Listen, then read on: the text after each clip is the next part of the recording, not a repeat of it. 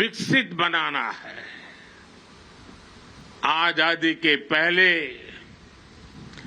25 साल का एक ऐसा कालखंड आया था पिछली शताब्दी में, जिसमें हर देशवासी ने स्वतंत्र भारत के लिए खुद को खपा दिया था।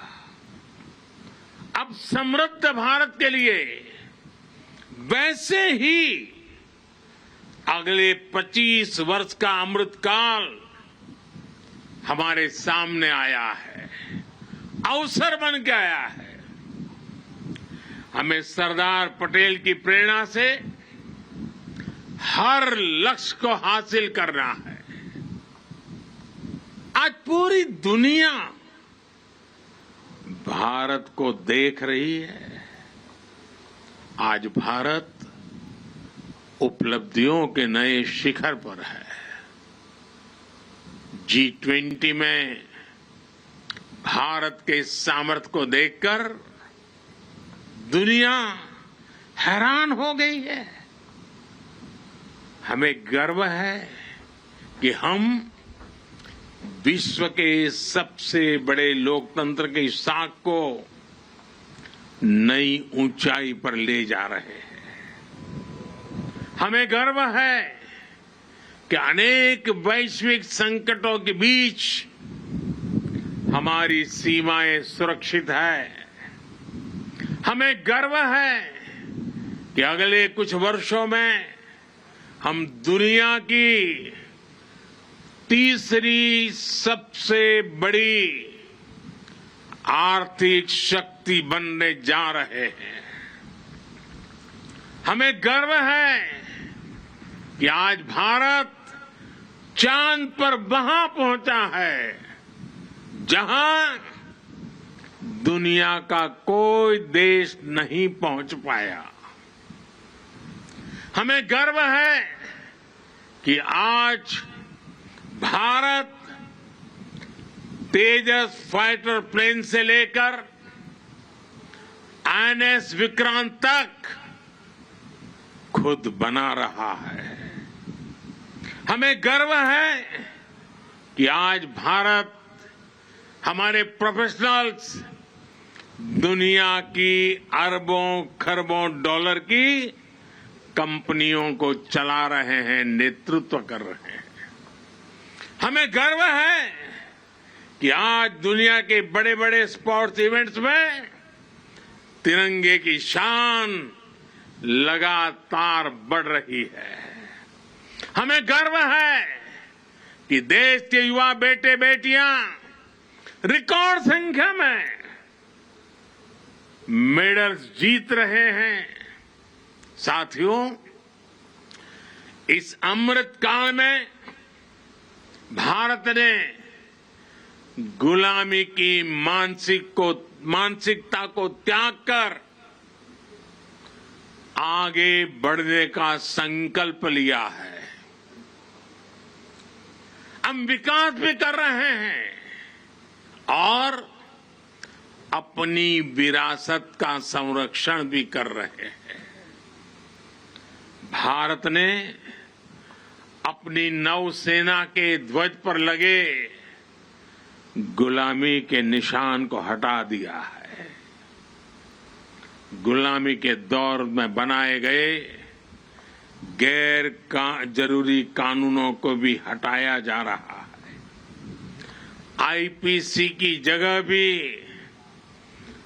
भारतीय न्याय संहिता लाई जा रही है। इंडिया गेट पर जहां कभी विदेशी सत्ता के प्रतिनिधि की प्रतिमा थी, अब नेताजी सुभाष की प्रतिमा हमें प्रेरणा दे रही है। साथियों, आज ऐसा कोई लक्ष्य नहीं है जो भारत पा न सके। ऐसा कोई संकल्प नहीं है जो हम भारतवासी मिलकर सिद्ध ना कर सके। बीते 9 वर्षों में देश ने देखा है कि जब सबका प्रयास होता है तो असंभव कुछ भी नहीं होता है। किसने सोचा था कि कभी कश्मीर आर्टिकल 370 से मुक्त भी हो सकता है, लेकिन आज कश्मीर और देश के बीच आर्टिकल 370 की वो दीवार गिर चुकी है। सरदार साहब जहां भी होंगे सबसे ज्यादा प्रसन्नता अनुभव करते होंगे और हम सबको आशीर्वाद देते होंगे। आज कश्मीर के मेरे भाई बहन आतंकवाद के साए से बाहर आकर खुली हवा में सांस ले रहे हैं, देश के विकास में कदम से कदम मिलाकर चल रहे हैं। यहां जो मेरे एक तरफ सरदार सरोवर बांध है, वो भी 5-6 दशक से लटका हुआ था। सबके प्रयास से इस बांध का काम भी बीते कुछ ही वर्षों में पूरा हुआ है। साथियों, संकल्प से सिद्धि का एक बहुत बड़ा उदाहरण हमारा ये एकता नगर भी है। 10-15 वर्ष पहले किसी ने सोचा भी नहीं था कि केवड़िया इतना बदल जाएगा। आज एकता नगर की पहचान ग्लोबल ग्रीन सिटी के तौर पर हो रही है। यही वो शहर है जहां से दुनिया भर के देशों का ध्यान खींचने वाले मिशन लाइफ की शुरुआत हुई थी। जब भी मैं यहां आता हूं, इसका आकर्षण और बढ़ा हुआ दिखता हूं। रिवर राफ्टिंग, एकता क्रूज, एकता नर्सरी, एकता मॉल, आरोग्य वन, कैक्टस और बटरफ्लाई गार्डन, जंगल सफारी, मियावाकी फॉरेस्ट, मेज गार्डन, यहां पर्यटकों को बहुत आकर्षित कर रहे हैं। पिछले 6 महीने में ही यहां 1.5 लाख से ज्यादा पेड़ लगाए गए हैं। सोलर पावर जनरेशन में, सिटी गैस डिस्ट्रीब्यूशन में भी एकता नगर बहुत आगे चल रहा है। आज यहां एक स्पेशल हेरिटेज ट्रेन का एक नया आकर्षण भी जुड़ने जा रहा है। एकता नगर स्टेशन और अहमदाबाद के बीच चलने वाली इस ट्रेन में हमारी विरासत की झलक भी है और आधुनिक सुविधाएं भी है। इसके इंजन को स्टीम इंजन का लुक दिया गया है, लेकिन ये चलेगी बिजली से। एकता नगर में इको फ्रेंडली ट्रांसपोर्ट की व्यवस्था भी की गई है। अब यहां पर्यटकों को ई बस, ई गोल्फ कार्ट और ई साइकिल के साथ पब्लिक बाइक शेयरिंग सिस्टम की सुविधा भी मिलेगी। पिछले 5 वर्षों में 1.5 करोड़ से ज्यादा पर्यटक यहां आ चुके हैं और ये संख्या निरंतर बढ़ती जा रही है। इसका बहुत बड़ा लाभ यहां के हमारे आदिवासी भाई बहनों को हो रहा है। उन्हें रोजगार के नए साधन मिल रहे हैं। साथियों, आज पूरा विश्व भारत के संकल्प की दृढ़ता को, भारतवासियों के पौरुष और प्रखरता को भारतीय जनशक्ति की जिजीविषा को आदर और विश्वास से देख रहा है। भारत की अविश्वसनीय, अतुलनीय यात्रा आज हर किसी के लिए प्रेरणा का केंद्र बन चुकी है। लेकिन मेरे प्यारे देशवासियों, हमें कुछ बातों को कभी भी भूलना नहीं है, उसको सदा सर्वदा याद भी रखना है। मैं आज राष्ट्रीय एकता दिवस पर प्रत्येक देशवासी से इस बारे में मेरे मन के भाव आज उनके सामने मैं प्रकट करना चाहता हूं। आज पूरी दुनिया में उथल पुथल मची हुई है। कोरोना के बाद से कई देशों की अर्थव्यवस्था की हालत चरमरा गई है, बहुत खराब है।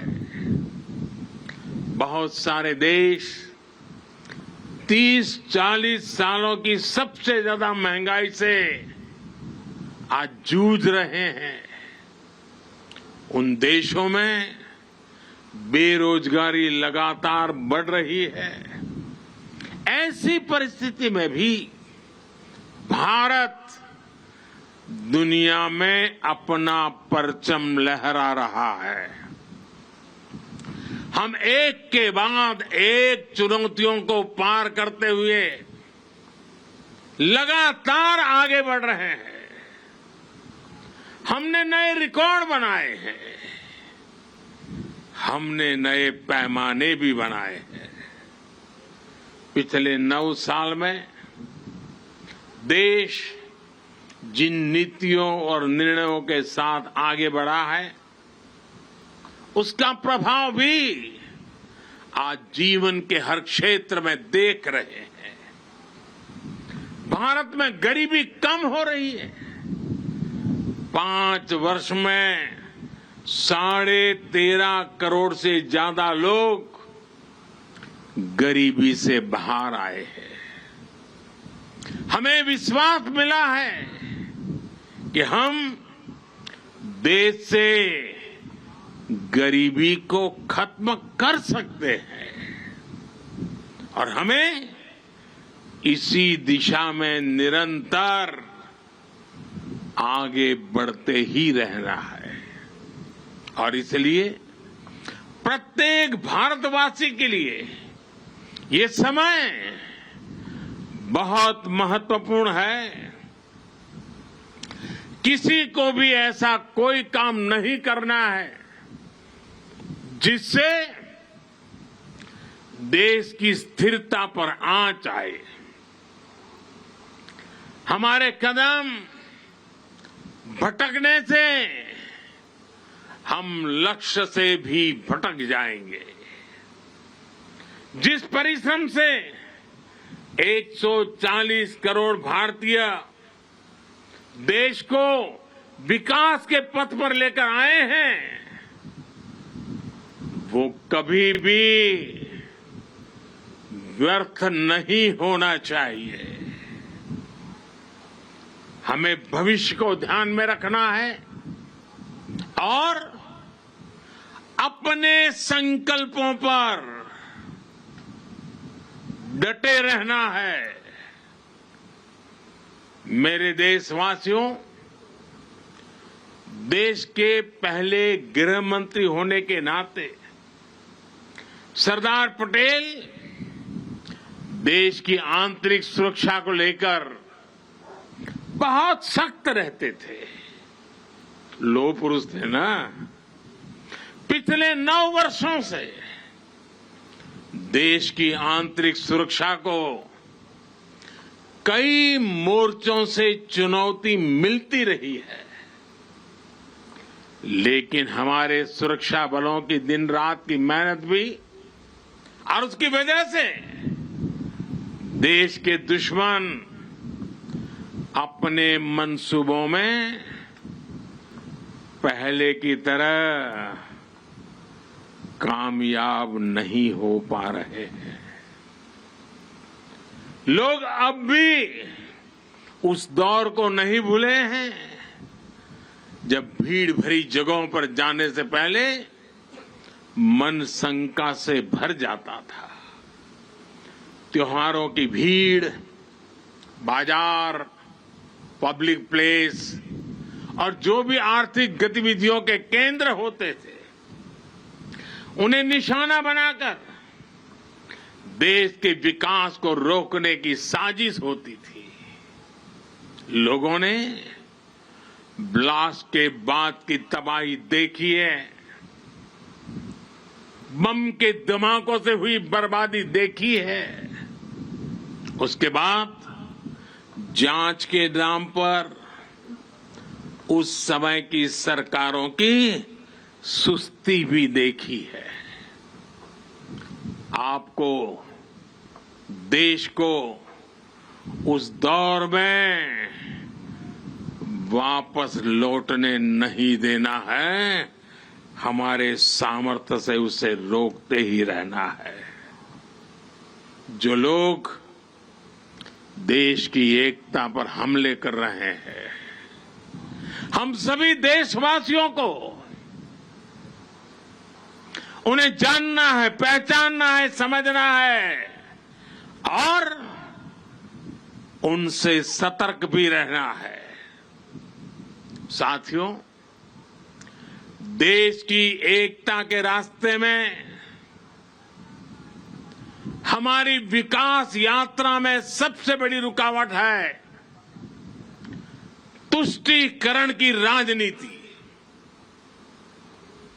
भारत के बीते कई दशक साक्षी हैं कि तुष्टीकरण करने वालों को आतंकवाद, उसकी भयानकता, उसकी विकरालता कभी दिखाई नहीं देता। तुष्टीकरण करने वालों को मानवता के दुश्मनों के साथ खड़े होने में संकोच नहीं हो रहा है। वो आतंकी गतिविधियों की जांच में कोताही करते हैं, वो देश विरोधी तत्व पर सख्ती करने से बचते हैं। तुष्टीकरण की सोच इतनी खतरनाक है कि वो आतंकियों को बचाने के लिए अदालत तक पहुंच जाती है। ऐसी सोच से किसी समाज का भला नहीं हो सकता, इससे कभी देश का भी भला नहीं हो सकता। एकता को खतरे में डालने वाली ऐसी सोच से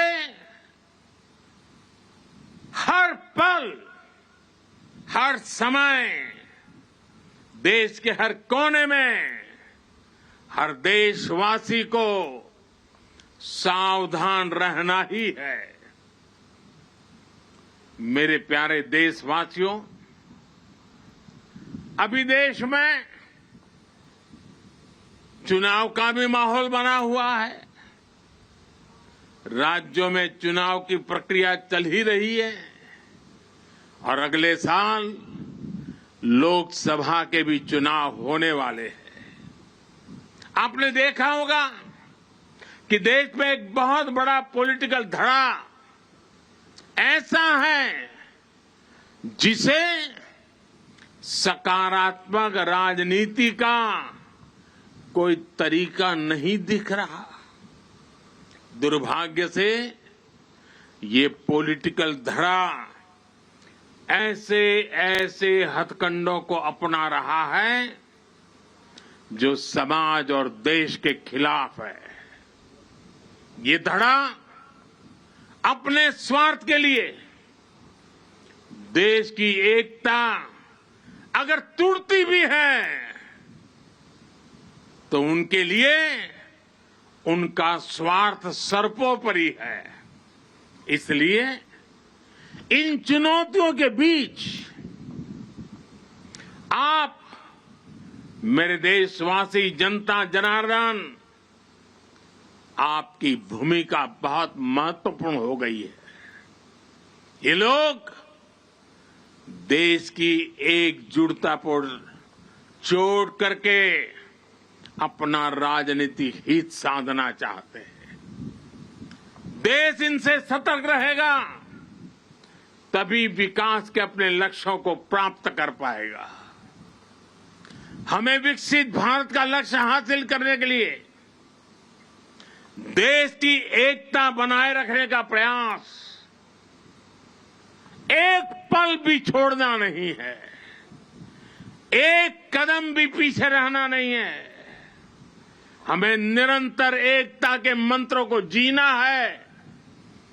एकता को साकार करने के लिए हमें अपना निरंतर योगदान देना है।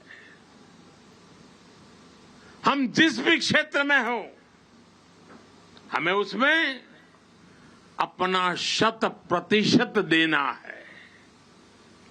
आने वाली पीढ़ियों को बेहतर भविष्य देने का केवल यह उत्तम से उत्तम मार्ग है और यही सरदार साहब की हम सभी से अपेक्षा है। साथियों, आज से MyGov पर सरदार साहब से जुड़ी एक राष्ट्रीय प्रतियोगिता भी शुरू हो रही है। सरदार साहब क्विज के माध्यम से देश के युवाओं को उन्हें जानने का और मौका मिलेगा। मेरे परिवारजनों, आज का भारत नया भारत है। हर भारतवासी आज असीम आत्मविश्वास से भरा हुआ है। हमें सुनिश्चित करना है कि आत्मविश्वास बना भी रहे और देश बढ़ता भी रहे। ये भाव बना रहे, ये भव्यता बनी रहे। इसी के साथ मैं एक बार फिर आदरणीय सरदार पटेल को 140 करोड़ देशवासियों की तरफ से विनम्र श्रद्धांजलि देता हूं। हम सब राष्ट्रीय एकता के इस राष्ट्र उत्सव को पूरे उत्साह से मनाएं। जीवन में एकता के मंत्र को जीने की आदत बनाएं। जीवन को हर पल एकता के लिए समर्पित करते रहे। इसी कामना के साथ एक बार फिर आप सभी को ढेर सारी बधाई। भारत माता की, भारत माता की, भारत माता की। बहुत बहुत धन्यवाद।